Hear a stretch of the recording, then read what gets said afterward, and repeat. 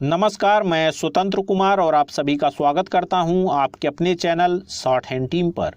तो दोस्तों, आज के इस वीडियो में दैनिक जागरण के संपादकीय से 430 शब्दों के डिक्टेशन को हम लोग लेने वाले हैं।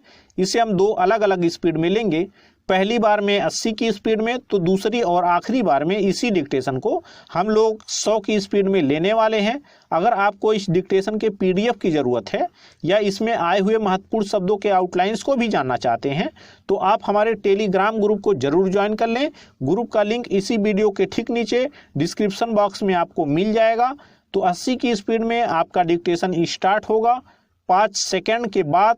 तब तक के लिए आप रेडी रहें।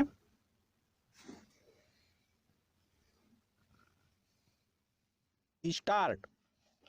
कोरोना वायरस के नए प्रतिरूप ओमिक्रॉन के संक्रमण के खतरे को देखते हुए केंद्र सरकार के साथ राज्य सरकारों का सचेत होना समय की मांग है, लेकिन उनकी ओर से जिस तरह रात को कर्फ्यू लगाने की घोषणाएं की जा रही हैं, उसे देखते हुए यह सवाल उठना स्वाभाविक है कि आखिर यह उपाय कितना प्रभावी साबित होगा।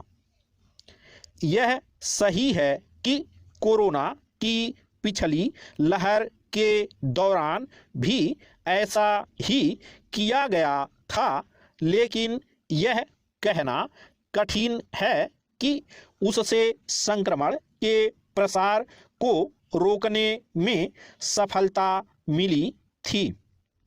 यह ठीक नहीं कि दिन में सार्वजनिक स्थलों पर भीड़ जुटने एवं उसकी ओर से कोविड प्रोटोकॉल का पालन न किए जाने को लेकर तो कुछ न किया जाए और रात में कर्फ्यू लगा दिया जाए।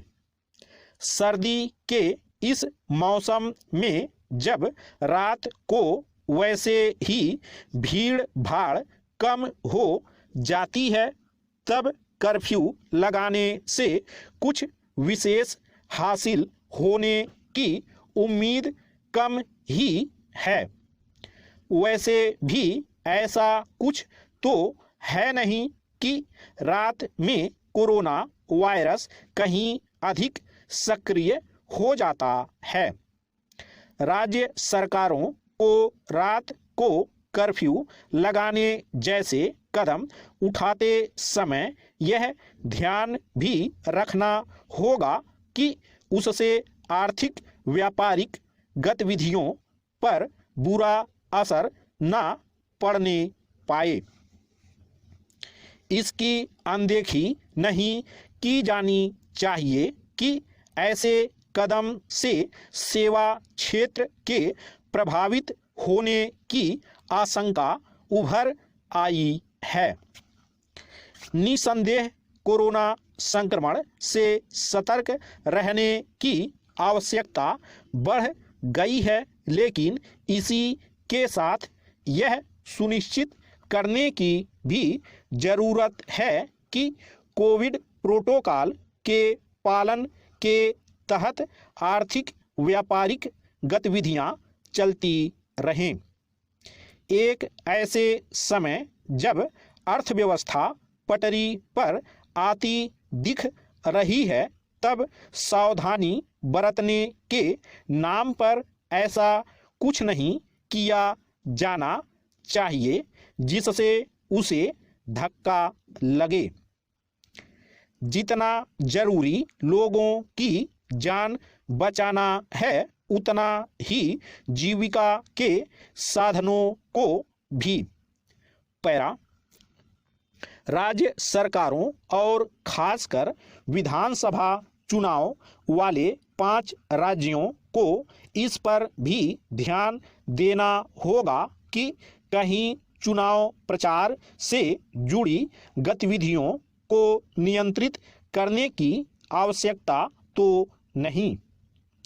यह अच्छा है कि निर्वाचन आयोग के अधिकारियों ने इस संदर्भ में केंद्रीय स्वास्थ्य सचिव से मुलाकात की और उनसे चुनाव वाले राज्यों के मौजूदा हालात को लेकर एक विस्तृत रिपोर्ट मांगी। इस रिपोर्ट के आधार पर न केवल आवश्यक कदम उठाए जाने चाहिए बल्कि हालात की लगातार निगरानी और समीक्षा भी की जानी चाहिए। यह सर्वथा उचित होगा कि चुनाव वाले राज्यों में टीकाकरण की रफ्तार बढ़ाई जाए। इस संदर्भ में आम लोगों को भी सचेत होना होगा, खासकर उन्हें जिन्होंने अभी टीका नहीं लगवाया है। इसी के साथ मतदान कर्मियों को कोरोना योद्धा के दायरे में लाने पर भी विचार किया जाना चाहिए। स्टॉप।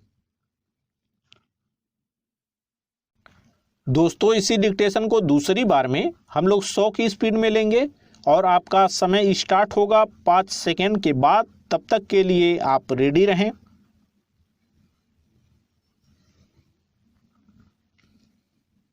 स्टार्ट। कोरोना वायरस के नए प्रतिरूप ओमिक्रॉन के संक्रमण के खतरे को देखते हुए केंद्र सरकार के साथ राज्य सरकारों का सचेत होना समय की मांग है, लेकिन उनकी ओर से जिस तरह रात को कर्फ्यू लगाने की घोषणाएं की जा रही हैं, उसे देखते हुए यह सवाल उठना स्वाभाविक है कि आखिर यह उपाय कितना प्रभावी साबित होगा। यह सही है कि कोरोना की पिछली लहर के दौरान भी ऐसा ही किया गया था, लेकिन यह कहना कठिन है कि उससे संक्रमण के प्रसार को रोकने में सफलता मिली थी। यह ठीक नहीं कि दिन में सार्वजनिक स्थलों पर भीड़ जुटने एवं उसकी ओर से कोविड प्रोटोकॉल का पालन न किए जाने को लेकर तो कुछ न किया जाए और रात में कर्फ्यू लगा दिया जाए। सर्दी के इस मौसम में जब रात को वैसे ही भीड़ भाड़ कम हो जाती है, तब कर्फ्यू लगाने से कुछ विशेष हासिल होने की उम्मीद कम ही है। वैसे भी ऐसा कुछ तो है नहीं कि रात में कोरोना वायरस कहीं अधिक सक्रिय हो जाता है। राज्य सरकारों को रात को कर्फ्यू लगाने जैसे कदम उठाते समय यह ध्यान भी रखना होगा कि उससे आर्थिक व्यापारिक गतिविधियों पर बुरा असर न पड़ने पाए। इसकी अनदेखी नहीं की जानी चाहिए कि ऐसे कदम से सेवा क्षेत्र के प्रभावित होने की आशंका उभर आई है। निसंदेह कोरोना संक्रमण से सतर्क रहने की आवश्यकता बढ़ गई है, लेकिन इसी के साथ यह सुनिश्चित करने की भी जरूरत है कि कोविड प्रोटोकॉल के पालन के तहत आर्थिक व्यापारिक गतिविधियां चलती रहें। एक ऐसे समय जब अर्थव्यवस्था पटरी पर आती दिख रही है, तब सावधानी बरतने के नाम पर ऐसा कुछ नहीं किया जाना चाहिए जिससे उसे धक्का लगे। जितना जरूरी लोगों की जान बचाना है, उतना ही जीविका के साधनों को भी। पैरा। राज्य सरकारों और खासकर विधानसभा चुनाव वाले 5 राज्यों को इस पर भी ध्यान देना होगा कि कहीं चुनाव प्रचार से जुड़ी गतिविधियों को नियंत्रित करने की आवश्यकता तो नहीं। यह अच्छा है कि निर्वाचन आयोग के अधिकारियों ने इस संदर्भ में केंद्रीय स्वास्थ्य सचिव से मुलाकात की और उनसे चुनाव वाले राज्यों के मौजूदा हालात को लेकर एक विस्तृत रिपोर्ट मांगी। इस रिपोर्ट के आधार पर न केवल आवश्यक कदम उठाए जाने चाहिए बल्कि हालात की लगातार निगरानी और समीक्षा भी की जानी चाहिए। यह सर्वथा उचित होगा कि चुनाव वाले राज्यों में टीकाकरण की रफ्तार बढ़ाई जाए। इस संदर्भ में आम लोगों को भी सचेत होना होगा, खासकर उन्हें जिन्होंने अभी टीका नहीं लगवाया है। इसी के साथ मतदान कर्मियों को कोरोना योद्धा के दायरे में लाने पर भी विचार किया जाना चाहिए। स्टॉप।